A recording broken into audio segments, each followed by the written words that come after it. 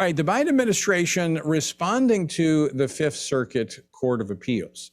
Now, the Biden administration is simply going forward, ignoring the fact that the Fifth Circuit put a hold on the implementation of the mandate. Now, a lot of now, as we talked about yesterday, this mandate pertained to the issue of private employers that have over 100 employees. Now, subsequent suits have also been filed as it pertains to health facilities that take Medicare and Medicaid funds, healthcare workers.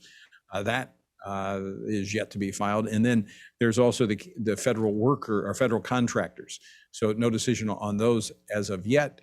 But many people are waiting to see what is going to transpire in these cases so that those who are opposed to the mandate may not have to get the shot for this. We're going to be joined here in just a moment by Congressman Chip Roy of Texas, who's a member of the House Judiciary Committee, as well as a member of the House Freedom Caucus, to respond to the fact that 26 states have challenged President Biden's vaccine mandate. In fact, the Democratic governor of Kansas is one of those that has challenged the mandate. We have also some Democratic attorneys general that have also challenged the mandate. So there is bipartisan opposition to the president's mandate. So this is not just a Republican thing. This is a freedom initiative. People are concerned about where this may lead. And again, I'll say it, I'm not opposed to vaccines. I'm not anti-vaccine. I am one who supports the right of Americans to decide what they're going to do based upon your situation, your health situation, what your doctor recommends, whether or not you are to, you're in a high-risk category and this vaccine is a good idea for you.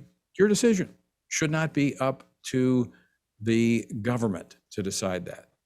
All right, I want to play again this clip from the Deputy Press Secretary, Karine Jean-Pierre. She told reporters during a briefing yesterday that regardless of what the Fifth Circuit has said, they need to move forward in mandating the vaccine on their employees. Play clip 1, please.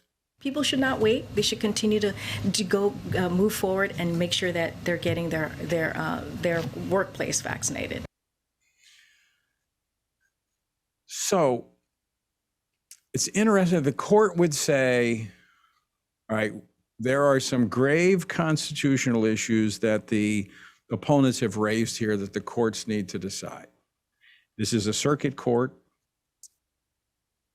There have been cases found in other circuits.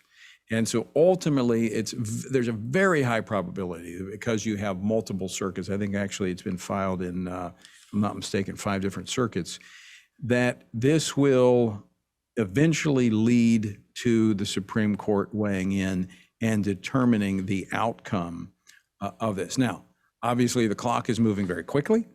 When you look at the fact that we have until January the 4th for the implementation of this, but you got to back that up because you have to have, I think it's like depending on which vaccine you get, you've got to have it in advance of that for it to be fully effective. So we're really talking about at the latest in the middle of December that individuals, in order to comply with this January 4th mandate, would have to be vaccinated. So the court's got to move on this pretty quickly to stave off this mandate from the federal government.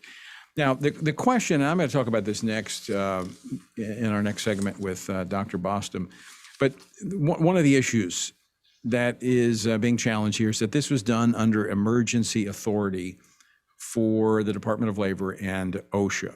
Now, that authority allows the agency to shortcut the process to issue these workplace safety standards, which normally takes years. Now, think about this for a moment. I was looking at the data today on the COVID cases. They're declining. In fact, they're at one of the lowest points they have been in quite some time in terms of new cases. They did peak. We had a pretty significant spike in the summer, primarily in July, August. I think this was the Delta variant, and so there was a spike, but it's declining and it's going steadily down to actually one of the lowest points since, if the CDC's numbers are correct, since the beginning of this. So that's a part of the fact that the Biden administration opened the borders and we have people coming into the country again. So we have people coming into the country because the threat is not as great.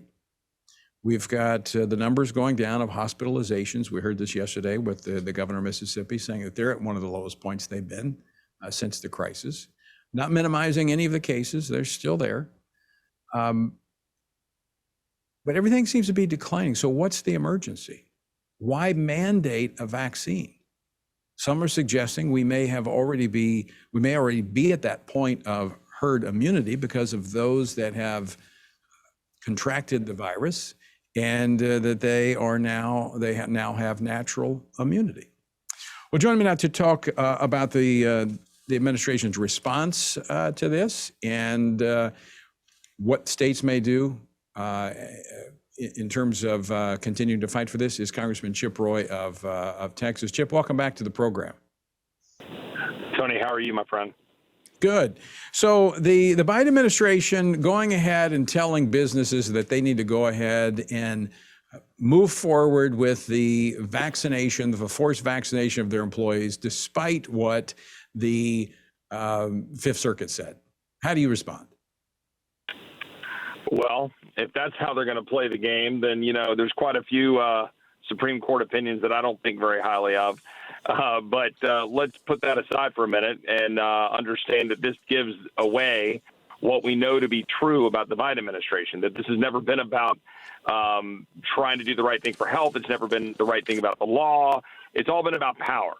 And that's all they care about is continuing to force this. They're perfectly happy to see strong members of the military or Border Patrol who want to flout these kinds of orders quit and not be there. They're perfectly happy to see what's going on with businesses because they want to have command and control of everything. They're happy to ignore the Fifth Circuit's administrative stay. And I think it's incumbent upon Congress to step into the breach and to defund their ability to do this. I don't think any member of the Congress, particularly Republicans, obviously, should vote to fund government when the CR comes back up the first week of December if these mandates are going to stay in place. Well, actually, we're almost out of time, so I don't get to unpack everything. But I did want to ask you about what's the deal with 13 Republicans voting to throw the Democrats a lifeline on that infrastructure bill? Yeah, well, we've got to have a change. There can be no accepting this sort of thing. And the leadership needs to hold people accountable. It's very clear that these 13 were perfectly fine trying to get their bridge for home and leave us dangling. So we need leadership to hold them accountable. And hopefully we'll see that happen. All right. Congressman Chip Roy, always great to talk with you. Thanks for stopping by with us and visiting with us today.